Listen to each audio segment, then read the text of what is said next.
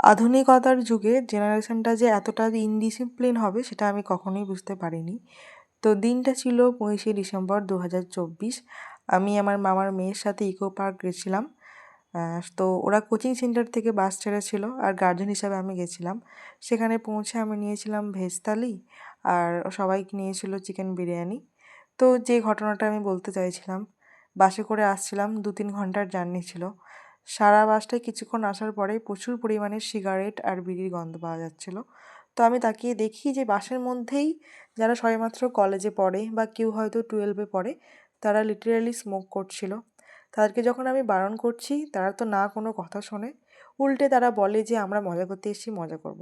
আর তাদের মজাটা এটাই যে বাসটা 2 ঘন্টার জার্নিতে 3 থেকে 5 বার দাঁড়িয়েছে, হল্ট করেছে।